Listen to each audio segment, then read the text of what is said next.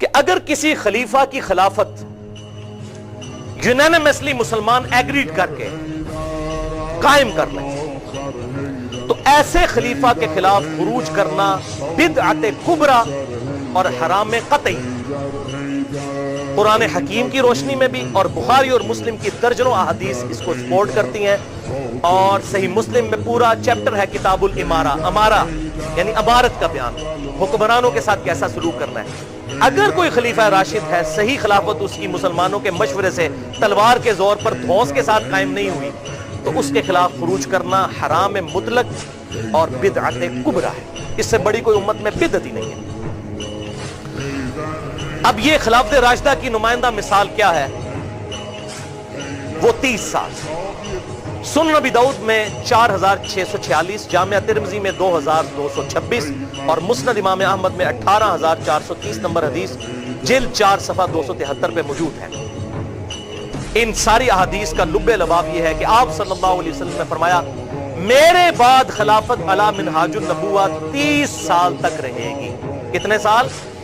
30 سال۔ یہ غیبی خبر ہے؟ لوگ کہتے ہیں یہ حدیثیں چھپاؤ۔ حضور صلی اللہ علیہ وسلم کی تو نبوت کو جسٹیفائی کرتی ہیں یہ حدیثیں کہ یار آپ صلی اللہ علیہ وسلم اپنی وفات کے 30 سال بعد کے واقعات بتا رہے ہیں اور ایگزیکٹ اسی طرح پورے ہو رہے ہیں۔ یہ تو محدثین حضور کی غیبی خبروں میں نبوت، علامات نبوت والے چیپٹر میں حدیثیں لے کر آئے ہیں اور یہ کہتے ہیں چھپاؤ۔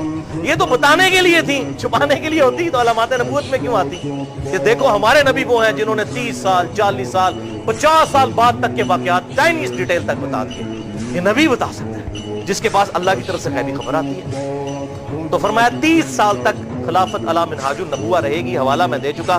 اور پھر آپ صلی اللہ علیہ وسلم نے فرمایا اس کے بعد کاٹ کھانے والی ملوکیت کا دور شروع ہو جائے گا، اور پھر اس کے بعد جابر حکمرانوں کا دور شروع ہو جائے گا، اور پھر اس کے بعد الٹیمیٹلی خلافت علی منہاج النبوہ قائم ہوگی، یعنی قرب قیامت میں امام محمد مہدی کی جو ابو داؤد میں اور مسند احمد میں احادیث موجود ہیں کہ اس وقت تک قیامت نہیں آئے گی جب تک کہ میری فاطمہ بیٹی کی اولاد میں سے میرے ہی نام پر، جس کا نام میرے نام پر، جس کی ماں کا نام میری ماں کے نام پر، جس کے باپ کا نام میرے باپ کا نام پر ہوگا، محمد بن عبداللہ مہدی نہ پیدا ہو جائے جو پوری دنیا کو انصاف سے بھر دے گا۔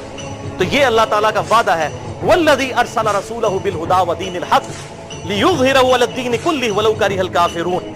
وہی اللہ ہے جس نے اپنے محبوب صلی اللہ علیہ وسلم کو یہ الہدا اور دین حق کے ساتھ مبعوث کیا تاکہ اس دین کو سارے ادیان پر غالب کر دے، چاہے کافر اس بات کا برا مانے۔ یہ دین سپر سیڈ کرنا ہے، ابھی تک ایسا وقت نہیں آیا لیکن قرب قیامت میں آئے گا، اور اس کی نشانیاں اب اسلام کی نشت ثانیہ کا آغاز ہو چکا ہے۔